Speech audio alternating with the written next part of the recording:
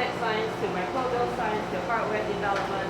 But here's a couple of highlights that I'm going to share with you today. That's how we put the water through this little connection tube. And we have things called seed films.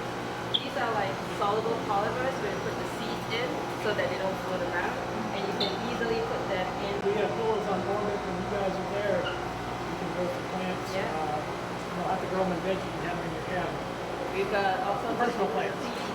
We're talking to the CSA Crew-13, and they're really excited about you having the carrot stick stuff. Yeah.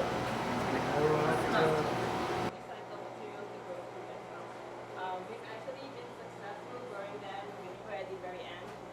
It's one of the pick and eat crops that is tasty sweet. We've actually been successful growing them with cotton pieces and dried out inedible vitamins. So you dry all your plant materials, the stem and the leaves that you don't eat, crunch them up, put them with cotton t-shirts, and you can grow mushrooms, oyster mushrooms. And so you don't have to worry about the spores because they don't develop any.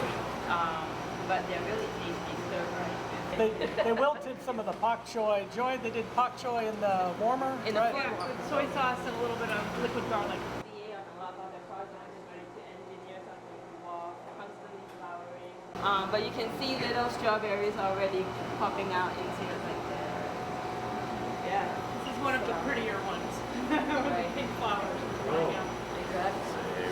No strawberry I've seen it. Doing a lot of molecular analysis, understanding how different plants of different sizes are going. On the projects, trying to engineer something to dwarf, constantly flowering, so you don't have to worry about seasons and time.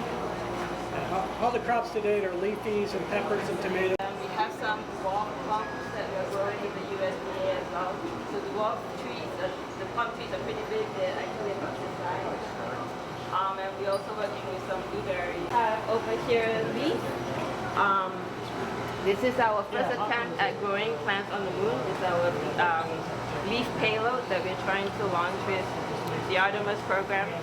We're doing a lot of molecular analysis, understanding how different plants of different sizes like to do all that molecular work that we want to do as well.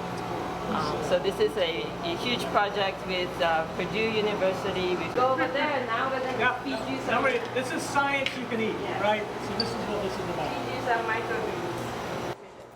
So if you want, this is cantaloupe, this is wasabi, sugar peas, bok choy, sunflower. Growing and eating microgreens and microgravities. And we're going to work out a sustainable way to grow them. If you cut the whole thing, Yeah. what's the regrowth? What's the regrowth? Molecular analysis, understanding how different plants of different sizes are going to grow and respond to different environments on the moon. So the team here have designed this. Yeah, but Sha, you can take where you're growing your few. microgreens, you can twist it, and you can cut tissue back to do all that molecular work that we want to do as well. So this is a huge project with Purdue University. The cantaloupe does taste like cantaloupe. Like what? What makes them more? My personal favorite is wasabi because it really gives you that wasabi flavor. So if you want to just grab some and taste it. We can grow these in 8 to 12 days. Yep. We're making something called a little snack box to test growing and eating microgreens and microgravities. And we're going to work out a sustainable way to grow them. They create the vitamins from the air and from the seed pack fertilizer. But when they get going and they start doing photosynthesis, it's really packed in there tightly. All sorts of varieties. Whole thing. Yeah. What's the regrowth? Huh? What's the regrowth? So you don't regrow them, you harvest and then replant. And the other thing that we do here while you guys want to grab some is designing technology. Are available. How do we, like, is that a timelined activity or that's It's not timeline, it's raised spaces, pastures you can get, and they are more nutritious than the fully grown crops. The How so? cantaloupe does taste like cantaloupe. Like what? What makes them more nutritious? When you want to grow, you grow. And we just ask that you measure the light where it's at, it's not in veggie, and then take photos and water it. Because we're trying to, as they grow, they create the vitamins from the air and from the seed pack fertilizer. Thank you. Thank you, Fred. Thank you. Thank you. Nice to meet you. Thank you.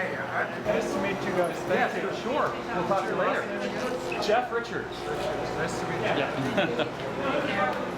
Sorry, I'm trying to check. Oh, yeah, it goes to